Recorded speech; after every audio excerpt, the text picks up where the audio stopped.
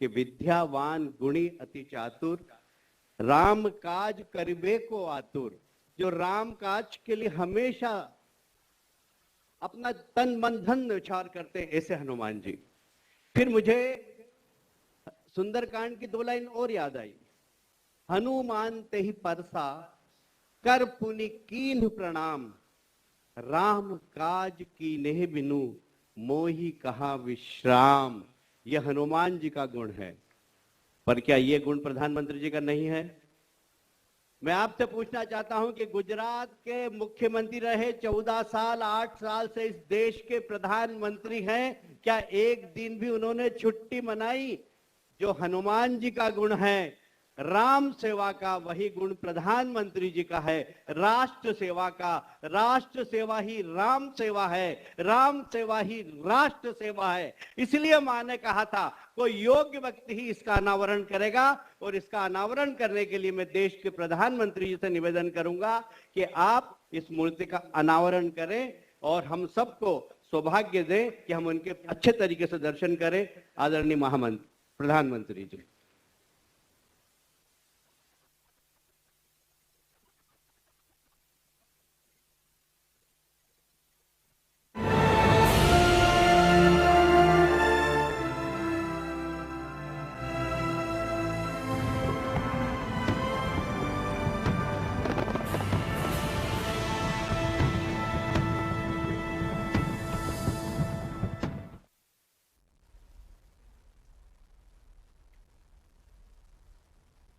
दोनों हाथ ऊपर बंद करके जरा तालियां बजाना चाहिए।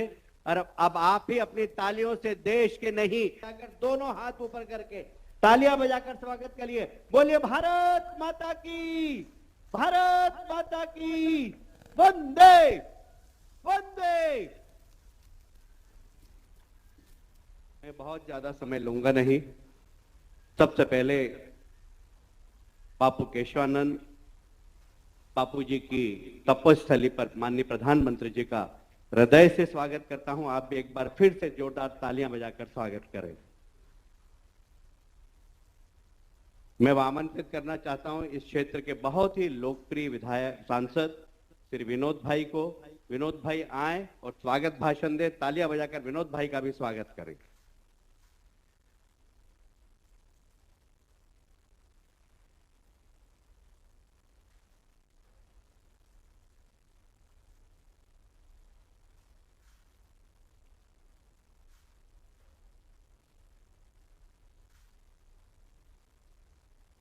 खोखरा हनुमान हरिधामना प्रांगणમાં પૂજ્ય ગુરુ સિદ્ધ અવતાર પૂજ્ય શ્રી કેશવાનંદ બાપુની તપસ્વી અને ચૈતન્ય ભૂમિ આ અવસરે વ્યાસપીઠ ઉપર विराजमान अनंत श्री विभूषित 1008 महामंडलेश्वर श्री श्री पूज्य मां कंकेश्वर देवी जी ना चरणों में कोटि कोटि वंदन।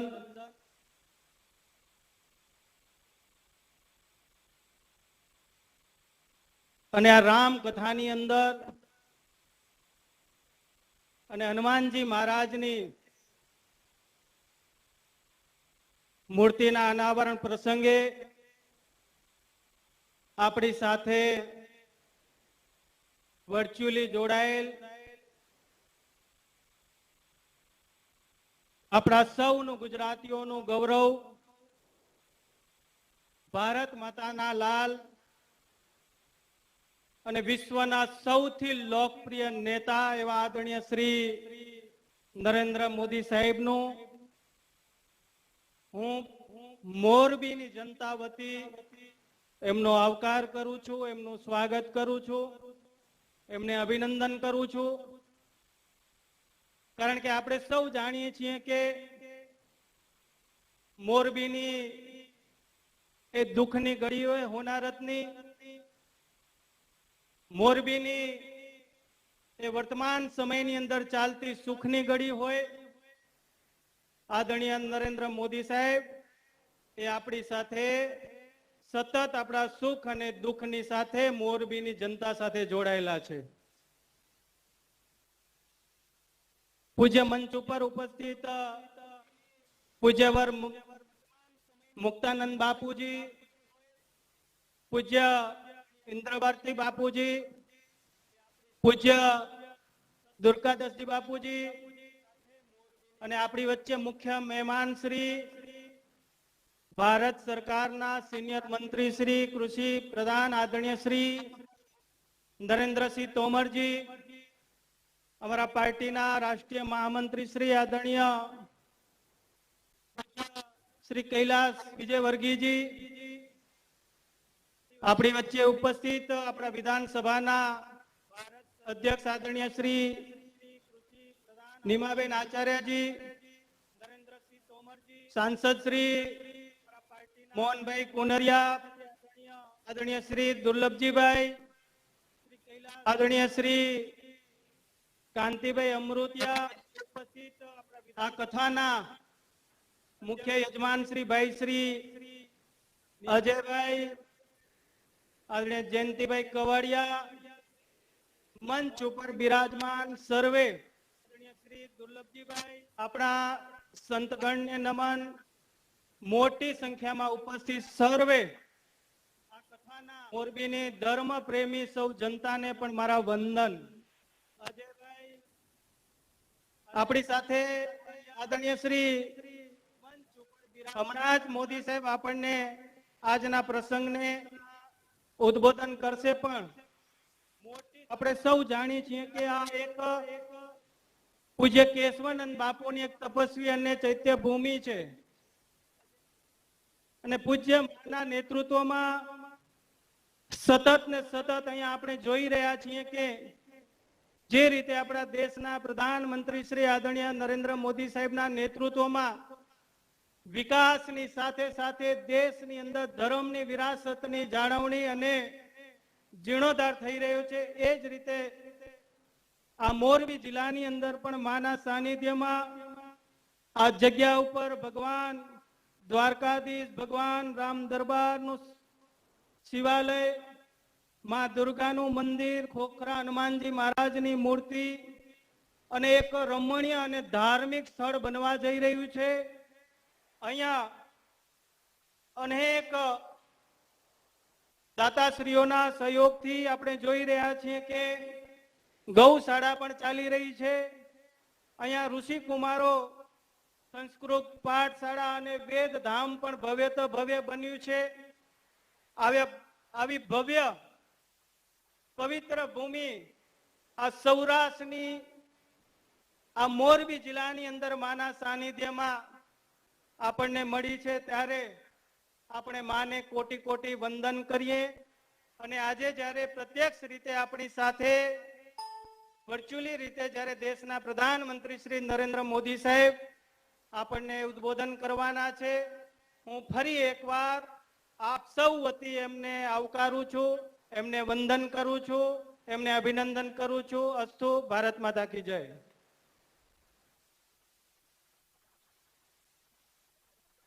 धन्यवाद विनोद भाई. अब मैं आमंत्रित करना चाहूंगा, निवेदन करना चाहूंगा अग्नि अखाड़े की प्रथम महिला महामंडलेश्वर परम पूज्य माँ के चरणों में कि वे हम सबको आशीर्वाद दे. परम पूज्य माँ कनकेश्वरी देवी जी, तालियां बजाकर आमंत्रित करिए.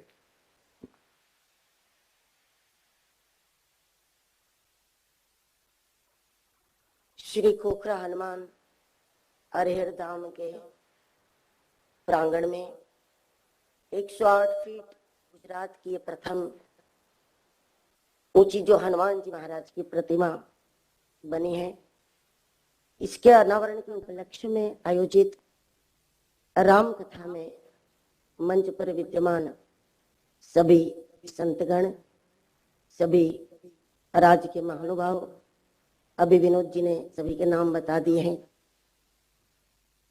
और जिस परिवार के द्वारा, जिनके संस्कारों के द्वारा ये भव्य प्रतिमा यहाँ पर बनी है, ऐसे निखिल जी, नंदा जी का पूरा परिवार एवं आप सभी श्रोताजनों, विशेष रूप से यहाँ पर जो हमारे बीच में उपस्थित हैं, ऐसे भारत के प्रधानमंत्री जी माननीय श्री नरेंद्र भाई मोदी जी, ये स्थान मेरे सदगुरु का प्रिय स्थान है, उनकी साधना भूमि है, उनकी भजन भूमि है। बाल स्वरूप में यहाँ पर हनुमान जी महाराज विराजित थे और आज कनक भूधराकार शरीरा बन करके 108 फीट ऊंची प्रतिमा का यहाँ पर निर्माण हुआ है। गुजरात के ये प्रथम है, लेकिन इस मूर्ति के अंदर कम से कम 8 अरब राम नाम को स्थापित किया है। उस रूप में भारत की ये प्रथम प्रतिमा है। हम चाहते थे कि जितनी भव्य ये प्रतिमा बनी है, उतना भव्य इसका अनावरण भी होना चाहिए। और जब कैलाश ने बताया कि शायद इसके अनावरण में प्रधानमंत्री जी भी आ सकते हैं, और जैसे ही बताया और हमने इस बात को अच्छे से पकड़ लिया कि ऐसा भी होना चाहिए, नहीं ऐसा ही होना। और हनुमान जी की कृपा से सारे काम सिद्ध होते ही हैं, और गुरु महाराज की कृपा से आज ये होने जा रहा है कि हमारे प्रधानमंत्री जी के कर कमलों से इस भव्य मूर्ति का यहाँ पर अनावरण होने जा रहा है। जो व्यक्ति राजनीति में होता है तो अक्सर हम सबका अनुभव ऐसा था कि उसकी अध्यात्म की सूझबूझ कुछ उतनी ज्यादा नहीं होती, और जो लोग अध्यात्म के होते हैं उसमें राजनीति की कुछ सूझ समझ नहीं होती है, बहुत कम होती है। लेकिन ये भारत का सौभाग्य है कि भारत को ऐसा नेतृत्व प्राप्त हुआ है कि जिसमें राज भी है और योग भी है। और हनुमान जी की प्रतिमा का जब अनावरण करना है तो ऐसे राजयोगी के द्वारा ही होना चाहिए, और हम सबका ये सौभाग्य है कि हमको ऐसे प्रधानमंत्री प्राप्त है। तो आज ये परिसर ही नहीं, मोरबी ही नहीं, पूरा गुजरात इस बात को लेकर के गौरवान्वित है कि आदरणीय प्रधानमंत्री जी के कर कमलों से ये कार्य होने जा रहा है। इस अवसर पर मैं गुरुदेव के चरणों में प्रार्थना करूं कि जब देश और दुनिया महामारी और युद्ध जैसे घोर संकटों से ये धरा जब गुजर रही है, और ऐसे कठिन काल में भारत का नेतृत्व ऐसे राजयोगियों के हाथों में रहे और भारत रहे, सुरक्षित रहे। जय गिरनार।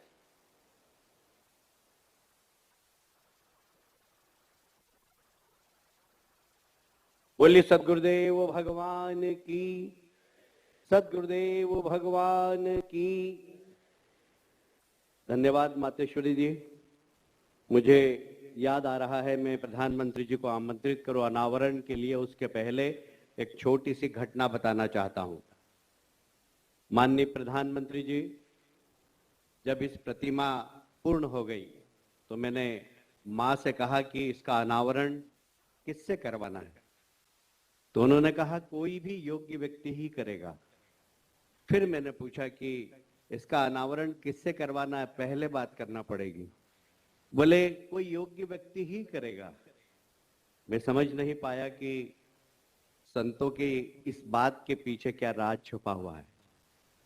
पहले मुझे कल्पना नहीं थी कि प्रधानमंत्री जी करने वाले, मैं समझ रहा था कोई शंकराचार्य या कोई बड़े संत आके करेंगे, पर मां के शब्दों में कुछ न कुछ छुपा हुआ था। और ये छुपा हुआ क्या था जब प्रधानमंत्री जी ने स्वीकृति प्रदान की तो मुझे हनुमान चालीसा की वो 2 लाइन और सुंदरकांड की 2 लाइन याद आ गई कि विद्यावान गुणी अति चातुर, राम काज करिबे को आतुर। जो राम काज के लिए हमेशा अपना तन मन धन न्यौछावर करते हैं, ऐसे हनुमान जी। फिर मुझे सुंदरकांड की 2 लाइन और याद आई, हनुमान ते ही परसा कर पुनि कीन्ह प्रणाम, राम काज की नेह बिनु मोहि कहा विश्राम।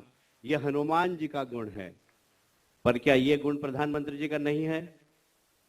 मैं आपसे पूछना चाहता हूं कि गुजरात के मुख्यमंत्री रहे 14 साल, 8 साल से इस देश के प्रधानमंत्री हैं, क्या एक दिन भी उन्होंने छुट्टी मनाई? जो हनुमान जी का गुण है राम सेवा का, वही गुण प्रधानमंत्री जी का है राष्ट्र सेवा का। राष्ट्र सेवा ही राम सेवा है, राम सेवा ही राष्ट्र सेवा है। इसलिए मां ने कहा था कोई योग्य व्यक्ति ही इसका अनावरण करेगा, और इसका अनावरण करने के लिए मैं देश के प्रधानमंत्री जी से निवेदन करूंगा कि आप इस मूर्ति का अनावरण करें और हम सबको सौभाग्य दें कि हम उनके अच्छे तरीके से दर्शन करें। आदरणीय महामंत्री प्रधानमंत्री जी।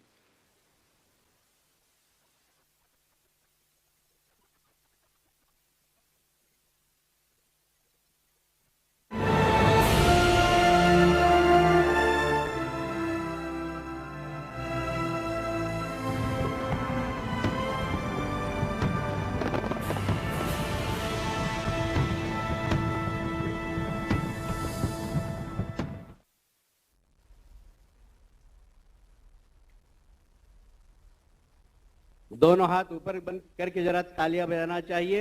और अब आप ही अपनी तालियों से देश के नहीं